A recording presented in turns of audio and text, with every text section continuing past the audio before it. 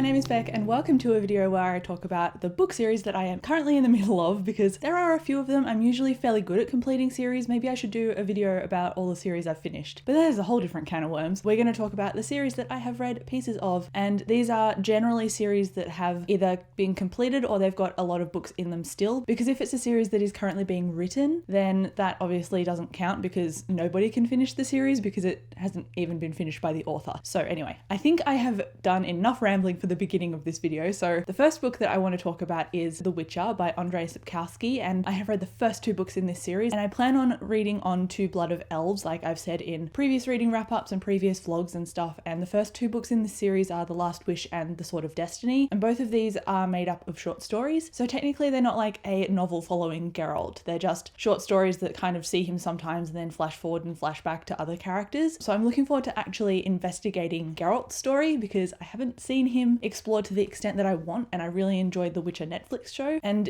I'm assuming most people have heard of The Witcher, but Geralt is an enhanced human who can take potions that give him special abilities, and witches are quite rare and they're also sterile, so he can't make more of himself really. And he tends to try and help people by killing monsters, but often the narrative and the philosophy across these books are that people are the actual monsters because they tend to demonize things that they don't understand. So I really like the central theme in here, and that's why I want to continue on with Blood of Elves. Don't own it yet, but I will soon. The next series is actually on the shelf behind me, and it's up here, and it's The Dresden Files by Jim Butcher. I almost said The Dresden Files by Harry Dresden, and I am making my way through these as audiobooks because, as most people know, James Masters narrates them and they are wonderfully done, and I am reviewing each book as I read it, so that's why I'm getting through this series a little bit more slowly.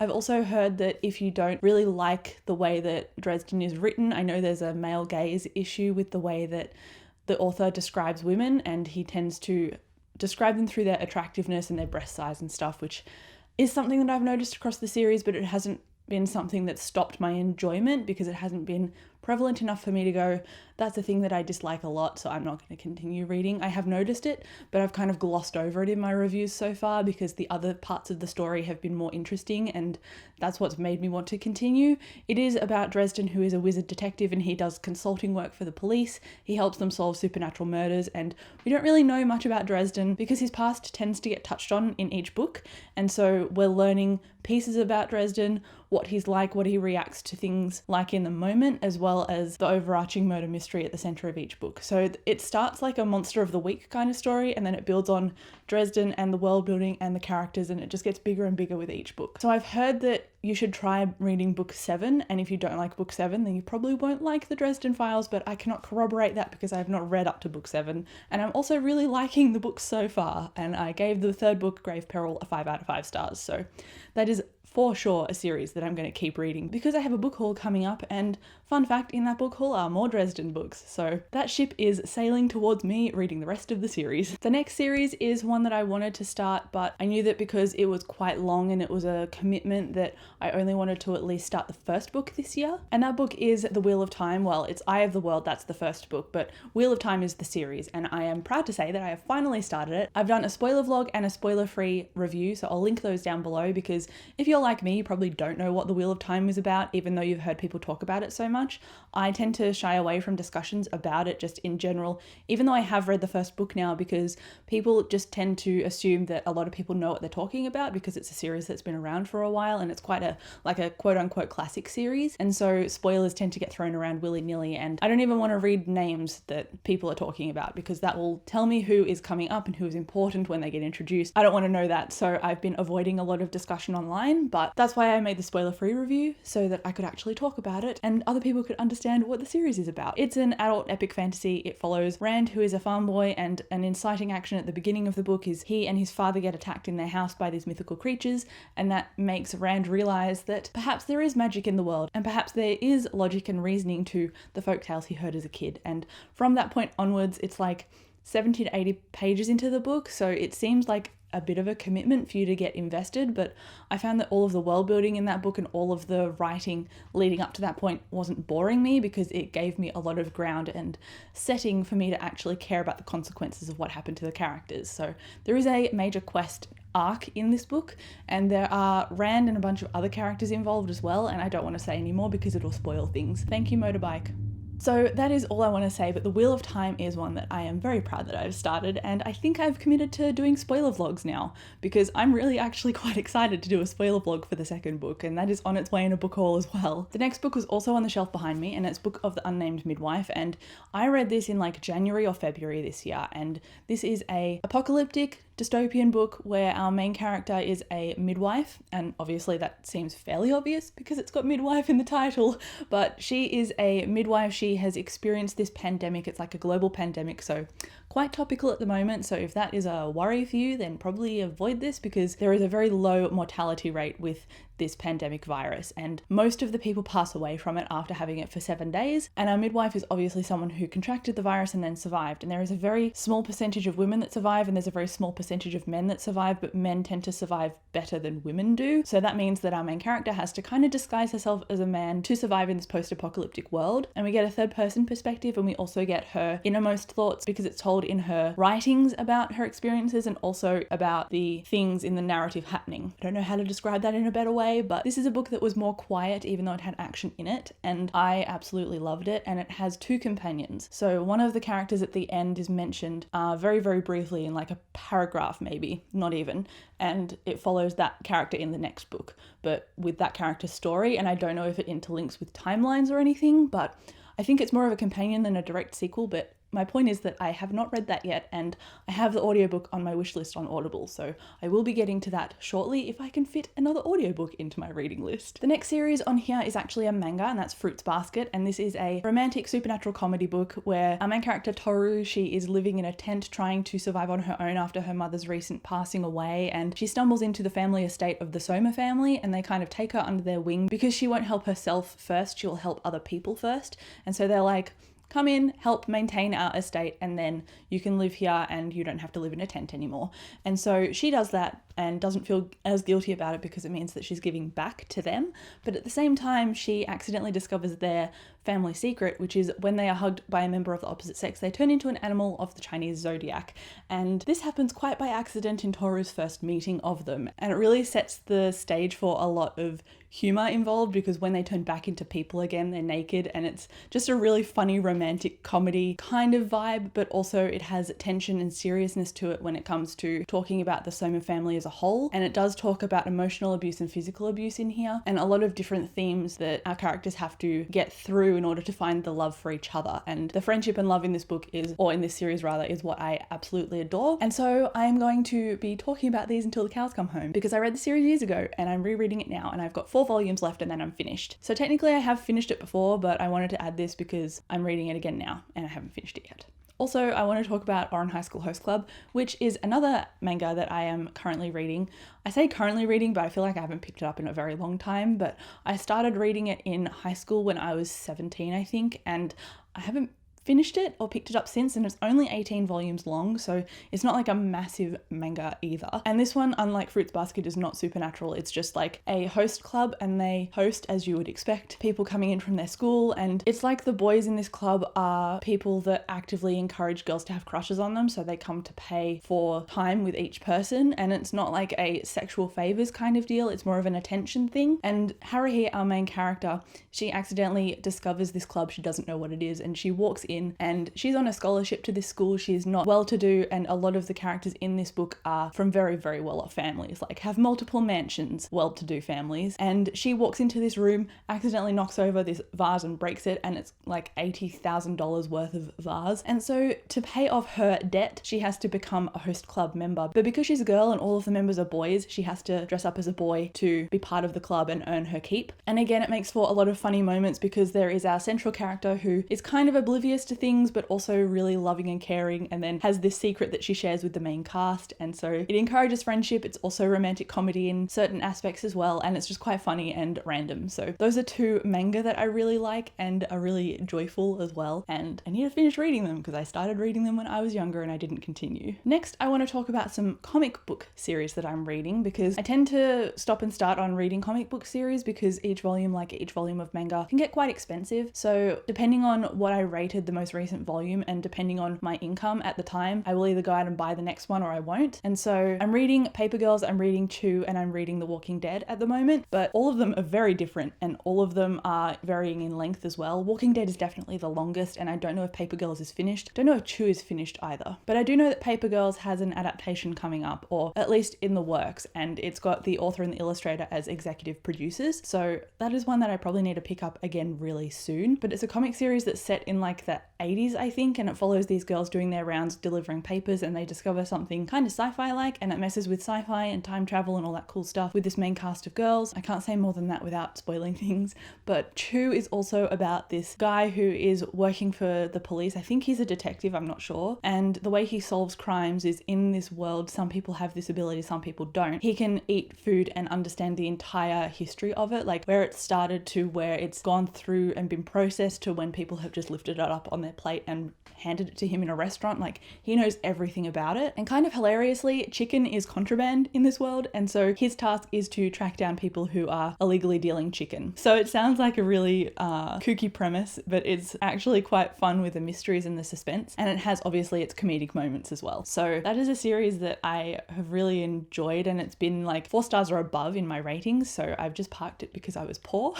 And then that's also the same with The Walking Dead. I kind of parked it because I was poor, and I know there's more than like 30 volumes of it, which is a bit nuts. And the problem I had with The Walking Dead is obviously people know that the apocalypse happened, there's zombies and people are trying to survive. So we follow a bunch of key characters. But the problem I had with it was that the artist on the first book, I think his name is Tony Moore, he did a wonderful job and I could tell who each character was immediately, but then he didn't do the rest of the volumes for some reason. They changed artists, and so the next volumes I was like, I don't know who this is, I don't know who's talking. I find it really hard to keep track of things, so I kind of let the series slide a little bit. I think I got up to volume 9 or something, and I was like, I found it hard to stick with, but I do want to continue reading it because I know that the show kind of went off the rails a little bit and it just became like a drama but set in a Walking Dead world, and the zombies didn't really seem like that big of a deal. Whereas I know that in the comics things can go darker because it's a comic and it's not made for TV, so there's a little bit more wiggle room there. So I want to continue reading the comics because I think I will like the storylines in there a lot more. So I need to pick those up again eventually, but they're not like a high priority or anything, especially because they're expensive.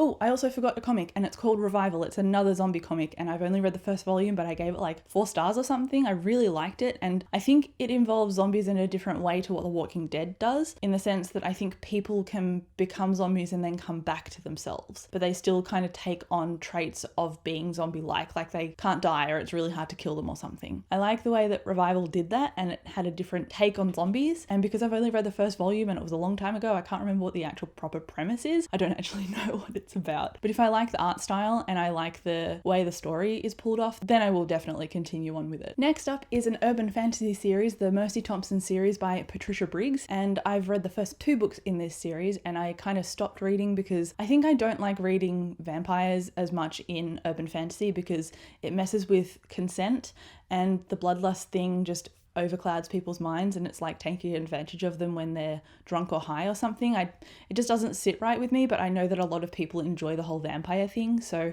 I'm probably just an outlier that doesn't love it that much.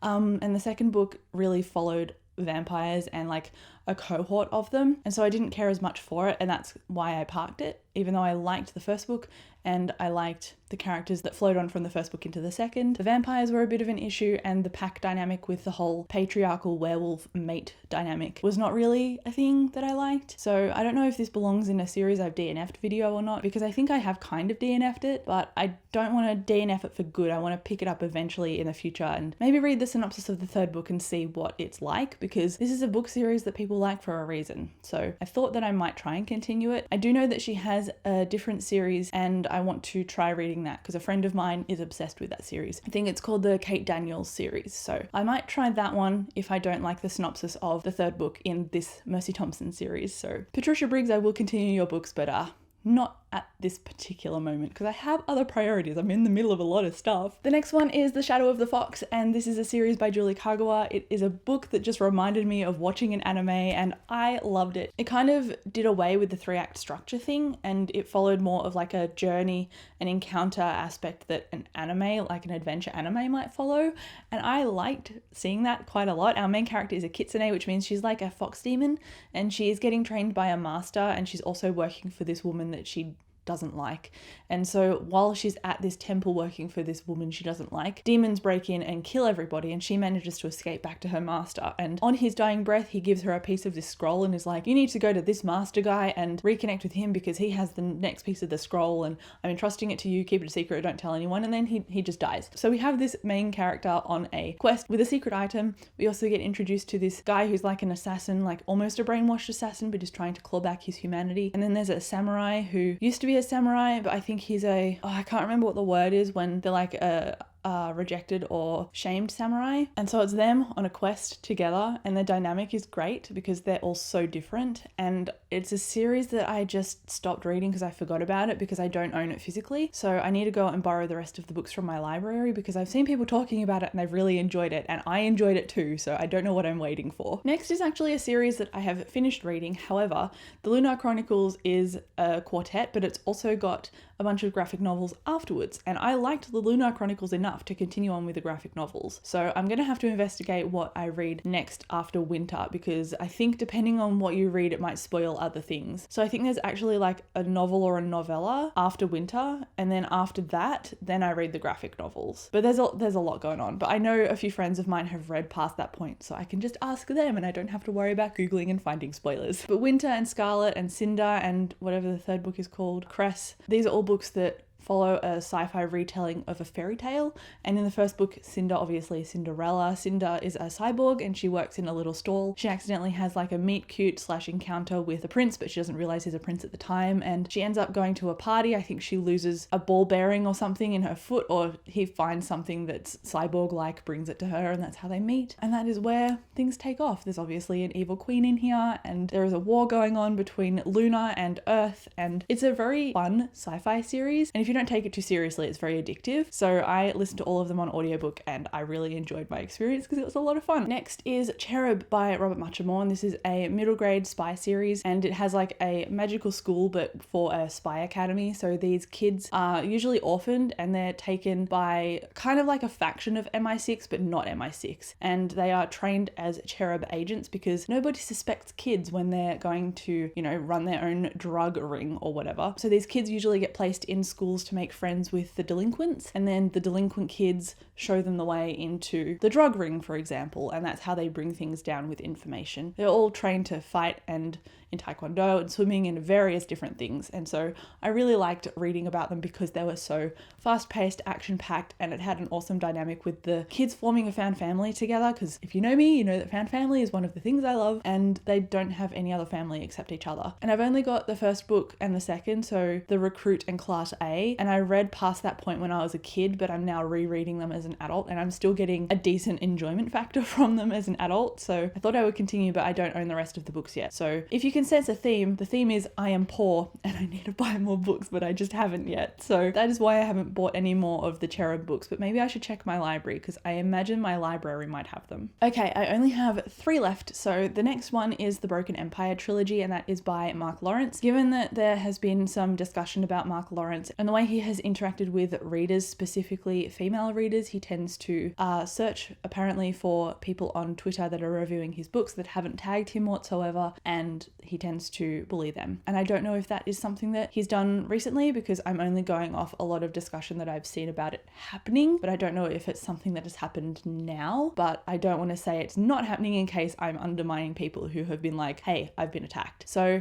V.E. Schwab mentioned this a while ago because that's what Mark Lawrence did to her, and so I hesitate to say go out and get these books because they're so dark and unique and amazing, but we'd already bought these multiple years ago, so I think having them on this list is okay because we already own them. We're not giving him more money essentially, but I just wanted to make people aware so that if you're going to consider buying his books, maybe buy them secondhand or buy them informed, at least you know. So I will link something down below. I linked it on a reading wrap up a while ago as well, and it's like a thread of tweets that are explaining what's gone on. But the Broken Empire trilogy is one that I want to continue because it is a dark fantasy series and it follows Jorg, who is quite young at the start of the book. He's like 11, no, he's 14, and then it flashbacks to when he's 11, and it tells it in an alternating timeline. And he's basically going on a revenge quest, and that's what the book is about. And I liked the first book, but it was a little bit bland in terms of I'm used to having multiple threads of a story working at once. And so when you get a revelation at the end, it's not just for that one story, it's for bang, bang, bang, all 3 at once. And so it has a bit more of a punch, but it didn't happen in The Prince of Thorns, which is the first book, because it was only just following one main thread. But I've heard from Dave, my partner, he loves this series, and he said the second book is by far his favourite. So I'm looking forward to continuing on and at least reading the second book, because if it amps up there and he says it amps up there, then I trust him. So that's why I'm including it on this list, tentatively, but I'm including it because I don't want to hide the fact that I want to read it, but I also want to be transparent about the fact that I'm reading it too, if that makes any sense. Anyway, I'm moving on now. The next one is a graphic novel, and it is by Brandon Sanderson. And if you're watching this video and you know that I'm a Brandon Sanderson fan, you're like, Beck, how could you not like Brandon Sanderson? But I actually really liked this story in the past because he wrote it in his Arcanum Unbounded collection, and it is a short story called White Sand, and I like the novelization form better than the actual comic book, and I've only read volume 1 of the comic, and the comic is quite expensive. It's like $40 Australian for one volume, and that's a lot. Like, I understand that comics are quite expensive anyway, but this is quite a lot. So I've avoided buying it because I don't want to spend the money, because again, I don't have enough money to bankroll my obsession with books all the time. That would be the dream, right? So I've kind of parked this series as well, but I do eventually want to continue it to see what all the hype is about, because I know this follows a guy who is in this village of sand benders effectively, and the more sand bending you use, the more dehydrated you get. So Sanderson always has a toll for using the magic system in some way. It's always got to have like a rule or something. And the way that it was told in the comic book, it had a lot of words rather than simultaneous panels of visual action. And I think that was my problem, because I'm used to reading comics that are by practiced comic book artists and illustrators, and this is like Sanderson's first foray into comics, I think, and I believe the artist in this series changed once or twice. I could be wrong though. And so I'm hoping the series gets better after the first volume, because I think I gave the first volume like 3 stars. So it wasn't a bad rating, but it was a rating that I wanted to be higher, really, considering my love for Sanderson in general. So yeah, I will buy the rest of these eventually. I think there's only 2 and 3, and I think that's where it ends, but I could be wrong. And then last on this list, but probably not last in my life, because I have no doubt forgotten something, is The Archive by V.E. Schwab, or Victoria Schwab. This is a book series that didn't end up getting finished because of some publisher stuff that went down with V.E. Schwab when she first published it, because she was quite young when she did so. And so I haven't put money into getting the next book because I didn't want to give money to that publishing company, so I might try and buy it secondhand or maybe get it from my library or something. My point is, I do want to continue reading it because I like the premise, and V.E. Schwab tends to write stories that deal with life and death and morally grey characters, and that is definitely the same thing of The Archive. We follow a girl whose grandfather has passed down this tradition to her about traversing the borders between their world, the Veil, and the Archive. And the Archive is where people go when they have passed away. So it's kind of like a huge archive of everybody's souls, basically. And so when souls escape from this archive, they tend to go a little bit nuts. And it is our main character's job to track them down within the Veil and then escort them back to the Archive where they're going to be safe and rested. And so she has to do that before they escape into the real world, because that's when they form, demons and vengeful spirits and all that kind of thing. So that's what the series is about. I found it quite interesting and I liked it, and I want to read more of it. So I think that is the end of this video, the end of this list, at least for this moment, because it's probably going to change or shorten depending on what decisions I make. But let me know if you have read any of these series. Let me know if you think I should continue or discontinue series, or if there's a series that you want to continue or discontinue. I would love to know, but I will chat to you down in the comments. Thank you so much for watching, and I'll catch you in my next video. Bye.